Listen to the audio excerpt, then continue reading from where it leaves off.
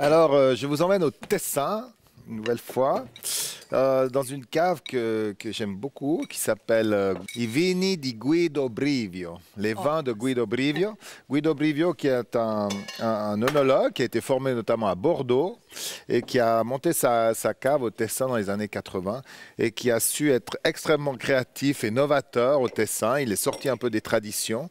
Et d'ailleurs, je l'ai bien connu à l'époque à New York, où on avait vendu notre vin dans le restaurant du World Trade Center, qui n'est plus là, mais voilà, il y a un peu de nos vins qui est resté là-bas.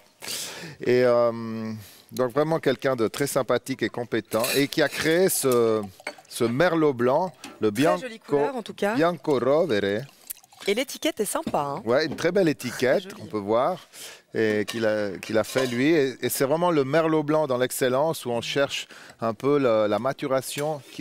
Celui-ci a ça de particulier, il est fait en fût de chêne.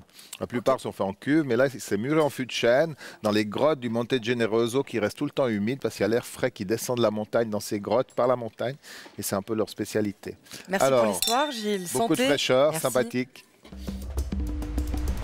Et puis on va parler du vin, bien sûr, qui va s'accompagner merveilleusement avec ce plat. Et ben voilà, sur le piquant, il faut quand même quelque chose d'assez corsé. Et là, chez mon ami Guido Brivio, j'ai trouvé le Riflessi d'Epoca. C'est un vin qu'il a créé à partir de merlot, grand classique du Tessin, qui est aussi élevé en fût de chêne dans ses grottes et qui est un des merlots bien connus, je dirais, du Tessin. Alors, je vous propose de le déguster et à votre bonne santé. Ça ira.